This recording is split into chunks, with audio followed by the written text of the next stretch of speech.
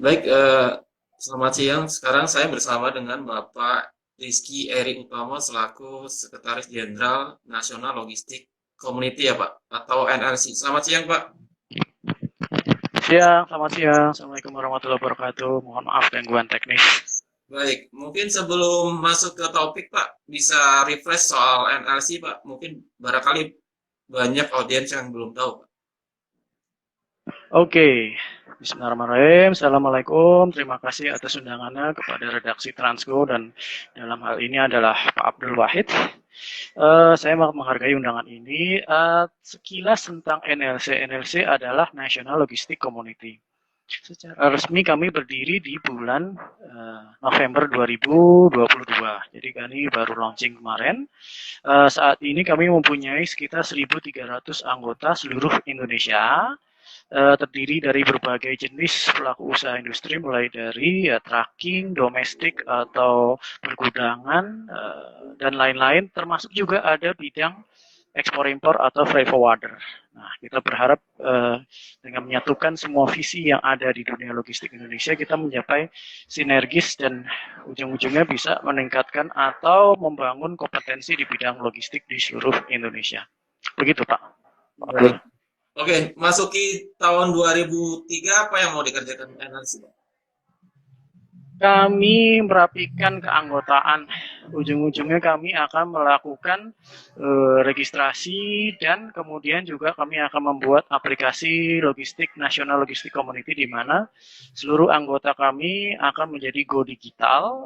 Jadi transaksi tidak ada lagi yang secara manual atau metode lama, kita akan beralih ke metode baru menggunakan aplikasi NLC logistik gitu. Baik, baik. Oke. Baik, langsung ke topik, Pak. Menarik soal Siap. posisi Pak Rizky di LinkedIn, Pak. Terkait dry pot atau yang berangkat dari pot overload ya, Pak, atau overload di pelabuhan gitu. Sebenarnya poin apa yang ingin disampaikan oleh Pak Rizky di ulasan tersebut, Pak? Saya ingin menyampaikan optimalisasi kapasitas pelabuhan, di mana ujung-ujungnya saya bisa bilang bahwa kita harus memperhatikan kapasitas pelabuhan di Indonesia yang memang sangat terbatas. Indonesia bagian barat, terutama wilayah Jabodetabek, sangat mengandalkan yang namanya pelabuhan Tanjung Priuk. Dan kita bisa bilang sekali bahwa kalau pada saat peak season, ya kebetulan kita nggak mengalami ya dalam tahun ini ya, kurang. Tapi itu arus menuju ke pelabuhan harus diberangkatkan paling enggak 12 jam sampai 15 jam sebelum waktu closing kontainer. Seringnya sih kalau waktu peak season itu nyangkut dan ujung-ujungnya kena penalti karena barang tidak bisa masuk, kontainer tidak bisa masuk ke pelayaran, jadinya kena penalti. Itu yang pertama. Terus yang kedua juga pelabuhan overload. Ya, Tanjung Priok segitu gedenya mau diapain lagi sih istilahnya kan ya.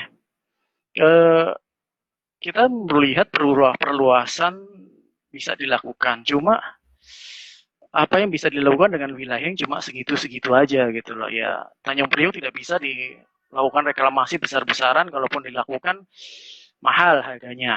Itu yang pertama. Terus yang kedua juga lama prosesnya. Sedangkan kita berkaca kondisi optimal di Kerang sebelum COVID ya, sebelum 2020.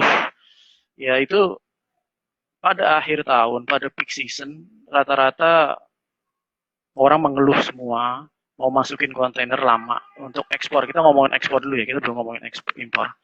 Setelah itu juga ada yang namanya penumpukan untuk masa impor, di mana ya kita tahu sendiri, kadang Bea Cukai memperlakukan cek random terhadap kondisi atau isi dari sebuah kontainer. Atau kadang importir menunggu karena kadang mereka pikir ini dokumen belum siap untuk proses, jadinya terjadi penumpukan. Itu biaya sangat tinggi sekali. Ya memang sih sudah diberlakukan yang namanya dry pot, dalam arti ada yang di wilayah Cikarang. Dry pot itu jauh lokasinya dari Tanjung Priuk, jauh sekali. Cuma kalau menurut kita, daripada barang menumpuk di pelabuhan Tanjung Priuk dan sekitarnya di depo kontainer, manfaatkanlah yang namanya pelabuhan kering, dalam hal ini namanya Dry Cikarang yang ada di Cikarang. Itu ada sedikit kelebihan dan kekurangan dari menggunakan dry pot ini.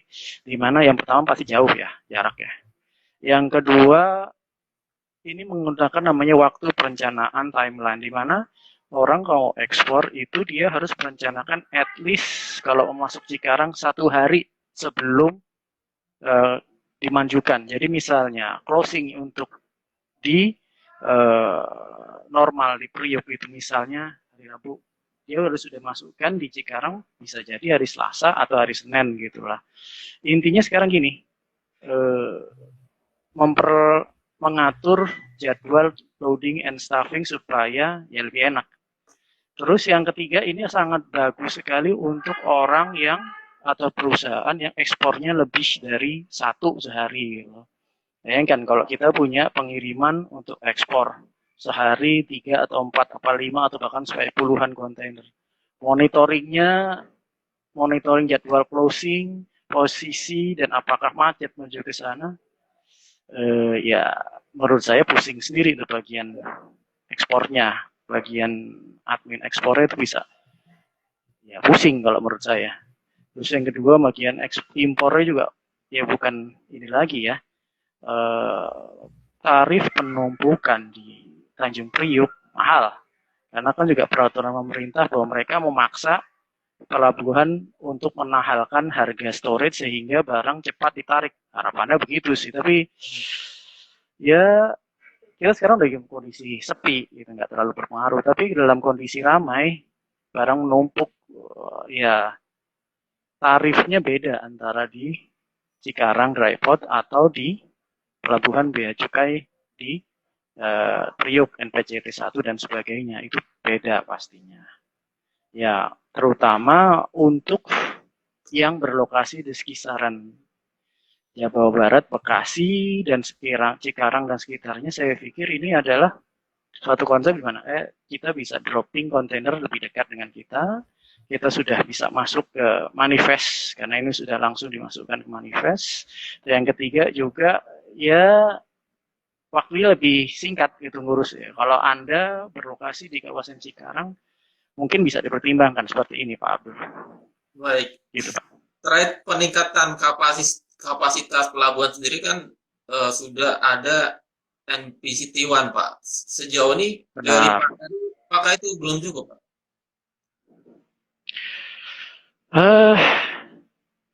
Ada dua hal yang mau saya soroti.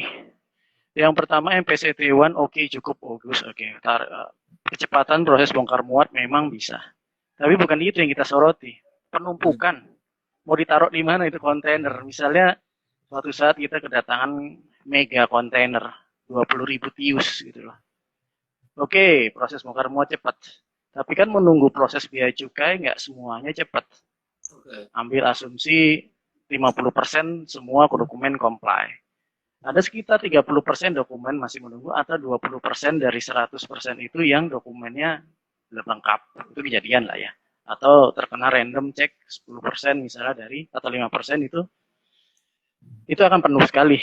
Mau dibuat seperti apa gitu loh. Karena tren kedepannya pelabuhan tidak hanya dekat laut. Tren kedepannya pelabuhan bisa dekat dengan kawasan industri.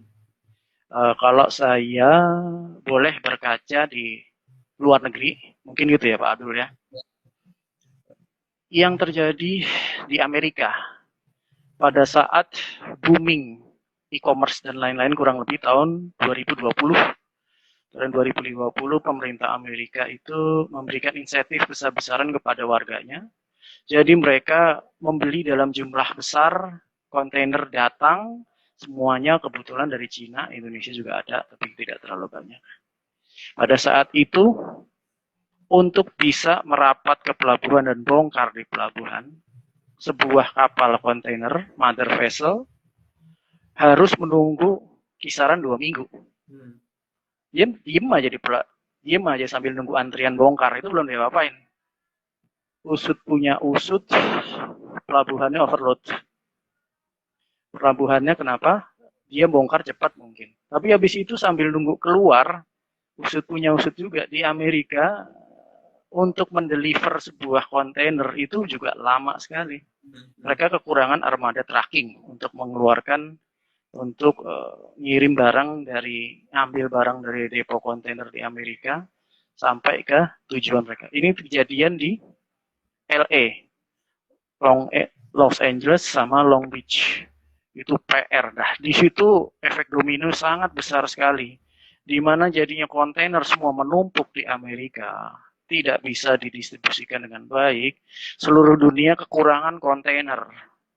Jadi saat itu tarif ekspor, saya mengacu dari yang saya tahu aja dari Jakarta ke Amerika. Kisarannya saat itu adalah sebelum kejadian peak season tahun 2020 itu hanya sekitar 2.500 USD per TEUs per 20 feet. Pada saat itu melonjak 10 kali lipat, 20.000. Kenapa? Kontainernya nggak ada. Kontainernya stuck semua di sana. Itu kalang kabut semuanya. Saya cuma berpikir, ini negeri besar. Mereka adalah pembeli terbesar seluruh dunia, di mana ya pasti saat itu, kita nggak ngomong sekarang kan, sekarang agak sedikit berubah, orang dari Amerika beli dan orang dari Cina menjual. Jadi itu kapasitasnya, wah Indonesia nggak dilayanin lah istilahnya. Itu yang terjadi adalah overload, itu yang terjadi adalah rate meningkat, itu yang terjadi adalah banyak eksportir Indonesia yang barangnya berharga murah tidak bisa ekspor. Komoditas kayak charcoal, komoditas kayak apa-apa yang berharga murah nggak bisa diekspor. Jadi tahun 2020 kita kena efeknya berimbas UKM yang biasa ekspor berhenti dulu. Gitu. Efek domino gitu panjangnya hanya karena pelabuhan kepenuhan. Oke. Sekarang dari yang terakhir saya baca perkembangannya, Los Angeles sudah dicoba di-extend dengan yang namanya pelabuhan kering.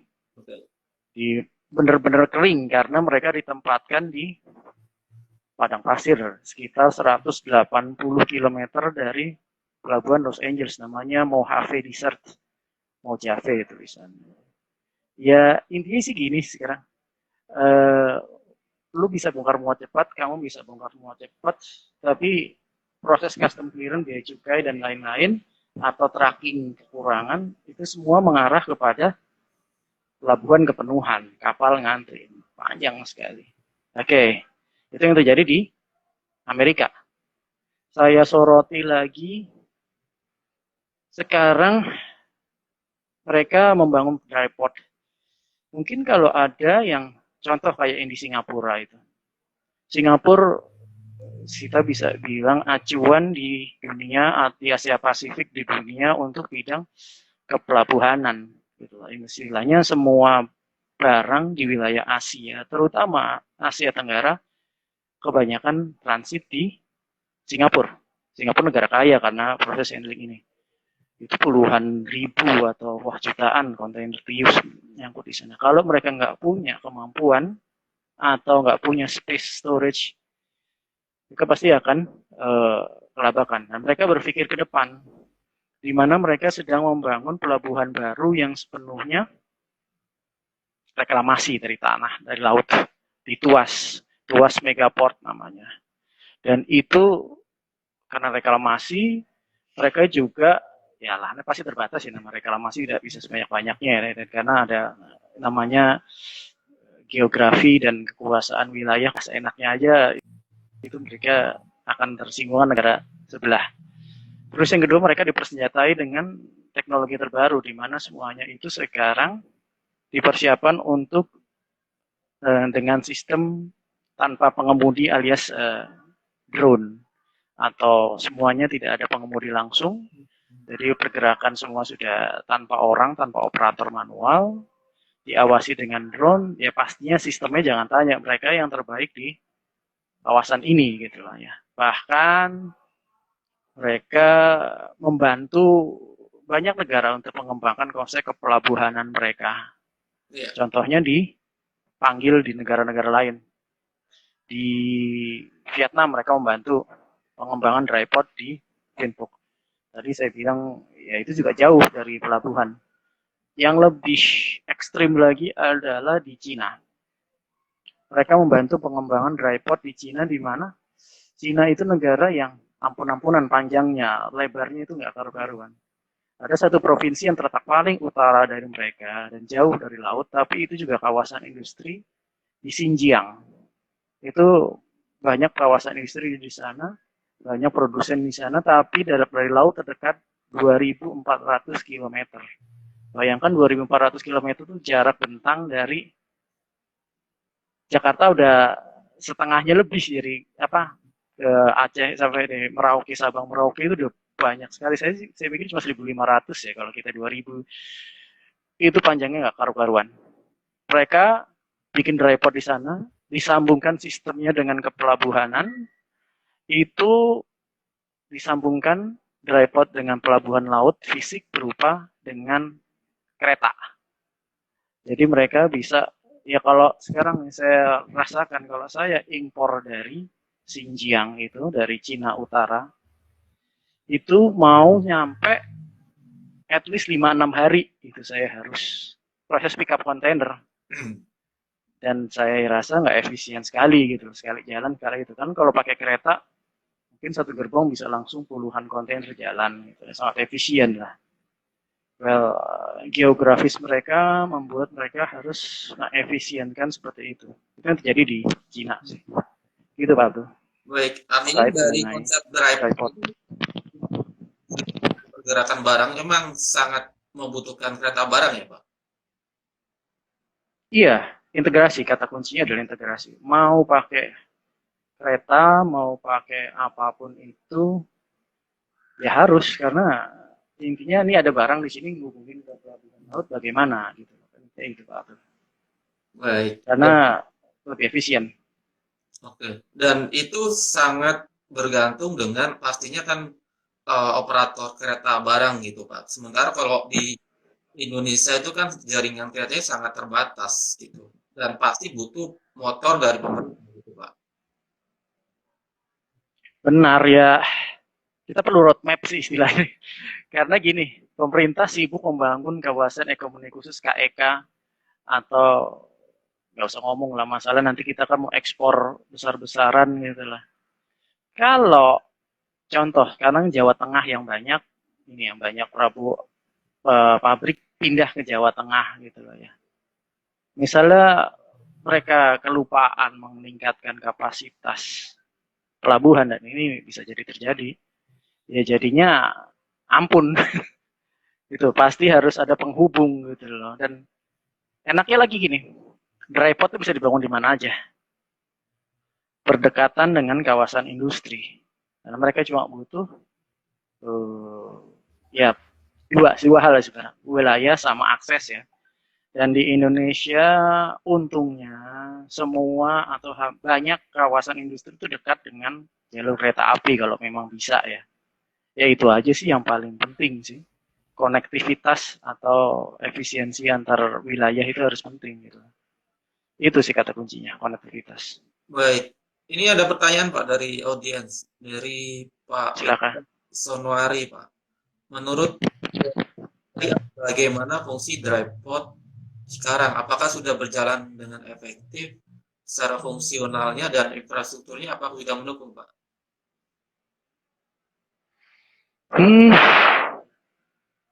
Cukup ya gini, ngomong masalah dry pot itu namanya multi dimensi sih ya. Yang pertama, kesanggupan dari pelayaran untuk melayani dry pot, karena kita nggak bisa ngomong gue mau kirim dry pot lah pelayarannya tidak melayani, itu yang pertama. Terus yang kedua, jalur sudah terkoneksi atau belum. Terus yang ketiga, ya ini apa, sistem yang mendukung atau belum itu ya. Nah, kalau saya melihat sih di Indonesia masih sangat bisa sekali dioptimalkan masalah dry pot ini, atau kalau bila mana perlu ditambah lagi. Nah, pembangunan dry pot itu jangan semuanya dibangun, karena jadi apa ekonomi of scale-nya tidak tercapai gitu loh. Mungkin kalau di Cikarang oke lah di kawasan gitu. Wah, harus bangun di mana lagi nih gitu loh. Paling minim sekarang saya bilang ada roadmap-nya atau blueprint-nya yang jelas. Kita kan nggak bisa sembarangan bikin jalur kereta api ya, itu yang jelas ya. Paling enggak dari ujung barat Jawa sampai ujung timur Jawa, kan di mana Indonesia adalah Jawa pusat ekspor untuk produk-produk hasil bumi, pusat ekspor untuk produk handicraft atau furniture atau barang-barang kebutuhan yang lainnya, semua itu pusat di Jawa. Jawa harus di nomor satukan dulu. Dan yang kedua ya jangan lupa pusat pertumbuhan ekonomi di seluruh Indonesia, contohnya di IKN. IKN itu juga jauh sih dari pelabuhan, setahu saya tidak jauh sekali dari sana bisa 2-3 jam. Alangkah baiknya dibuat sistem seperti apa yang mengkoneksikan antara IKN dengan pelabuhan Balikpapan. Dari pemerintah sendiri kan sangat masif untuk membangun kawasan industri, Pak. Terutama sekarang kan yang jadi fokus di Jawa Tengah, Pak ya. Kayak Kendal atau di Benar, gitu, Pak. Apakah dari benar. Pak Eri melihat itu sudah ada roadmap untuk konektivitas antara pelabuhan dengan kawasan industri, Pak? Termasuk mungkin pembangunan Oke, saya sih saya ngeliatnya simpel aja gini ya. Saya Google Map, saya Google browsing mengenai dry pot. Tidak ada suatu berita atau kata kunci yang masif mengenai dry pot manapun gitu loh ya. Ada yang bilang mau dibangun di Panjang, ada yang bilang mau dibangun di Sidrap, ada yang bilang mau dibangun di Majene. Mohon maaf, sepertinya perlu dikoordinasikan lagi gitu ya. Karena ya sekarang gini, dry pot itu tidak hanya berfungsi sebagai kebutuhan lalu lintas ya. Kalau memang kebutuhan kedua adalah mengontrol arus keluar masuk barang, bea cukai itu bisa dilakukan proses cek fisik barang. Itu semua bisa dilakukan di dry pot itu. Kalau memang dikoordinasikan dengan baik, itu akan mengefisienkan pemasukan negara, mengefisienkan tarif. Dan saya bilang belum terkoordinasi dengan baik, dan semoga sih kedepannya ada gitu lah.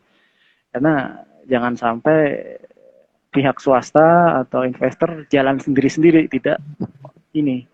Mohon maaf, saya bukan ini, saya cuma cek di berita di Google, tidak ada kata kunci yang terkait dry pot di Indonesia. Udah itu aja, Pak Abdul. Baik. Ada pertanyaan lanjutan, Pak, dari Pak Wicaksono lagi nih, Pak. Salah satu strategi yang dijalankan pemerintah, salah satunya dengan membuka kesempatan operator untuk membangun PLB yang sudah terverifikasi. Apakah sudah efektif, Pak, untuk PLB, Pak? Nah, ini topik yang lain lagi nih sebenarnya sih. Jadi PLB itu pemerintah pengen mempermudah, jadi barang menunggu proses keluar atau proses bea cukai selesai atau proses PPB selesai, dia bisa dititipkan dulu sementara waktu di PLB. Itu bermacam-macam sih jenis-jenisnya. Kalau menurut saya untuk kemudahan impor sudah terjadi itu dengan PLB. Tapi yang kedua ya PLB skalanya mikro, Pak. Tidak secara makro seperti ini seperti si dry pot yang ada atau pelabuhan kering. Itu konsep yang berbeda karena PLB hanya bisa meladani berapa customer sih. Kalau dry pot atau pelabuhan kering itu bisa melayani masif satu kawasan industri. Gitu. Itu, Pak. Baik. Beda konsep. Baik, kembali ke dry pot, Pak. Sejauh ini kan yang masih jadi pionir itu kan dari pihak swasta, Pak. Dari mungkin 2010 itu dari Cikarang Dry Pot itu, Pak. Apakah memang ini ada saling menunggu, Pak, antara pemerintah dan swasta? Hitung demand atau seperti apa, Pak? Saya tidak bisa mengomentari dari sisi pemerintah ya. Itu yang jelas karena nanti saya takut salah. Baik. Atau dari sudut swasta saya takut salah. Tapi saya melihat ya nggak ada roadmap-nya untuk itu. Gitu. Kalau ada roadmap, pemerintah jelas mengenai kawasan ekonomi khusus. Pemerintah jelas untuk menarik investor. Tapi satu, jangan lupa bangun pelabuhannya. Gitu. Dan yang ketiga, jangan sekadar bangun pelabuhan, sistemnya seperti apa? Nah, sistem itulah apakah kawasan industri bersebelahan dengan pelabuhan atau yaitu kalau jauh ya bangunkanlah konektivitasnya seperti apa. Itu belum saya lihat belum ya. Hmm. Hmm. Bahkan kalau boleh dibilang ya saat ini kita kan sangat berpacu dengan waktu gitu lah. Kita sudah mau ekspor bahan-bahan ya batu, baterai listrik itu kan Jawa Tengah kan kalau jadi ya. Ya, itu akan masif sebenarnya, tapi jangan ngomong batu baterai juga. Yang lain industri pendukung juga bakal banyak. Kita pasti akan mengimpor, mengekspor, itu akan banyak. Pesan saya, karena saya tidak tahu swasta, tidak tahu pemerintah, saya tidak melihat ada gelagat, udah gitu aja. Blueprint belum kelihatan dari kami sebagai pelaku logistik gitu lah.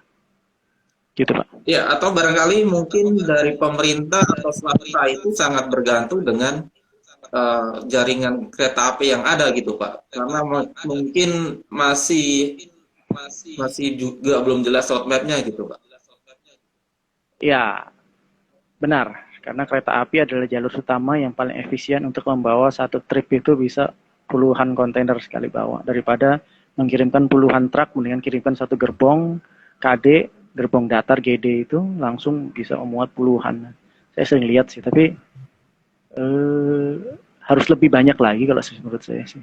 Karena ujung-ujungnya gini, semakin banyak ini kontainer lewat kereta, saya akan sangat setuju karena ini akan memberantas yang namanya odol.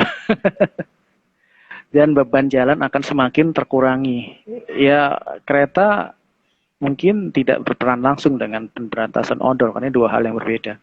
Tapi beban jalan akan sangat terkurangi, arus lalu lintas akan sangat terkurangi, di mana ya lebih efisien kalau saya melihat sih. Gitu aja Pak. Baik. Andai kan nanti misalnya dari konsep dryport dan optimalisasi kereta barang ini bisa maksimal gitu Pak. Peran dari moda truk ini nanti sebagai apa nanti Pak? Gini, tracking tetap perlu di mana ada pabrik. Yaitu kontainer dari pabrik mau masuk ke kontainer yard, depo kontainer atau dry port pelabuhan kering itu pakai apa kalau nggak pakai tracking gitu lah. Lebih ke feeder? Benar. Benar. Baik. Ya bisa dikoordinasikan sih. Pemilik tracking juga lebih senang sih sehari bisa berapa rit kan istilahnya. Berapa kali angkut gitu. Itu kalau sudah benar-benar optimal ya sistemnya ya. Gitu Pak. Baik. Oke.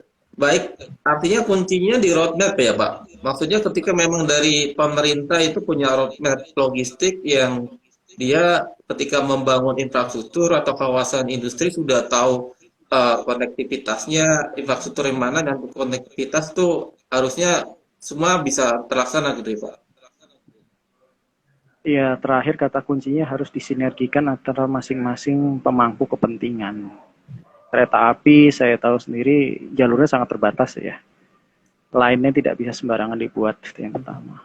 Terus kedua, bagaimana koordinasi dengan pihak swasta operator pelabuhan pelabuhan kering gitu. Terus yang ketiga juga kawasan industri harus lebih dilakukan marketing untuk mengutilisasi yang ada sekarang. Baru kita bisa berbicara itu. Nah ini kan namanya juga sudah roadmap, bukan suatu yang istilahnya insidental dibuat gitu loh. Nggak cocok untuk level kita sebagai UKM, sebagai pelaku usaha nggak cocok. Itu ini udah inisiatif pemerintah. Kalau saya bilang sih boleh jadi PSN sih kalau bilang ya. Gitu Pak. Jadi menunjang produktivitas, jangan lupa untuk menunjang transportasinya juga gitu lah. Gitu. Baik. Pak, di tulisan dari Pak R itu kan juga menyebut Vietnam yang sudah menerapkan dry port itu. Bisakah digambarkan Pak penerapan di sana Pak? Saya kurang tahu, tapi yang jelas itu adalah pelabuhan kedua yang mereka buat. Jadi memang terbukti gini, Vietnam ini sekarang masif ya untuk ekspor. Mereka mulai mengambil perannya China sebagai powerhouse-nya dunia, di mana antara krisis geopolitik Amerika dengan China yang tidak akan selesai dalam waktu singkat, semua produsen terutama pakaian aparel dan perusahaan teknologi itu mulai mengalihkan dari yang tadinya di Cina pindah ke Vietnam semuanya. Mereka lihat, wah ini akan terjadi peningkatan kapasitas ekspor dalam waktu dekat. Pelabuhan kita cuma segini-segini aja gitu. Jadi istilahnya kalau kita nggak bisa nambah wilayah depo penyimpanan dekat kontainer dekat laut, itu niscaya akan kepenuhan. Gitu. Makanya sudah bikin yang kedua gitu loh istilahnya. Gimana Indonesia gitu. Mereka sangat-sangat punya roadmap di mana kemudahan proses ekspor akan mereka, ya Indonesia harus, ya jangan lupa seperti itu sih istilahnya. Ya Vietnam negara kecil istilahnya kalau dibandingkan luas wilayah dengan Indonesia. Tapi mereka sangat fokus, sangat dominan untuk masalah ekspor karena itu menghidupi negara mereka. Kita bisa melihat pertumbuhan ekonomi Vietnam sangat kencang dalam 10-20 tahun terakhir gitu ya. Tadinya negara tertinggal, jadi kalau ngomong basis produksi untuk penjualan ke Amerika sekarang ya Indonesia agak sedikit tertinggal dari Vietnam. Di Vietnam satu lagi semuanya dan mereka negara komunis, nggak ada sistem demo kayak di Indonesia. Kita kan juga kerepotan masalah UMR terlalu tinggi gitu lah di Jawa Barat, di Bekasi, semua kan dipindahkan ke Semarang, ke KWK, ke Jawa Tengah, Kendal. Jangan lupa lah itunya masalah transportasinya gitu lah. Itu intinya. Baik. Andai kan dari pemerintah ada roadmap minimal harusnya fokus di Jawa saja gitu Pak ya untuk penerapan tripod dan jaringan peta barang ini Pak. Enggak juga sih. Karena gini, semakin banyak orang ekspor, semakin banyak tracking pastinya.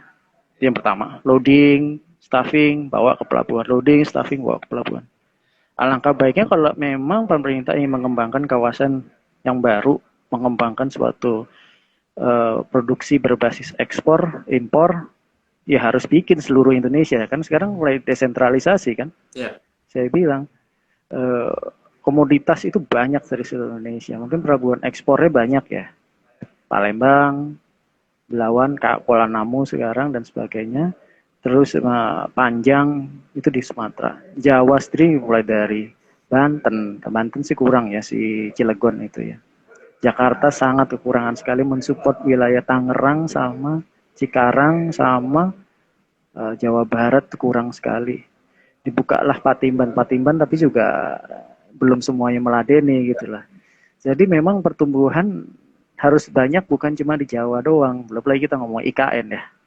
IKN itu pasti juga akan terjadi arus keluar masuk barang yang sangat besar sekali. Sumatera, tadi juga Sulawesi juga kan kita ngomongin perkembangan nikel ya, di sana mereka akan pabrik nikel butuh support dan itu keluar masuknya besar. Jangan gak usah ngomongin Morowali itu sudah terkoneksi dengan pelabuhan dengan baik. Tapi sekarang bagaimana kawasan mendukung mereka itu pasti akan menimbulkan kebutuhan pelabuhan, kebutuhan arus keluar masuk barang luar negeri atau bahkan domestik sendiri sekalipun.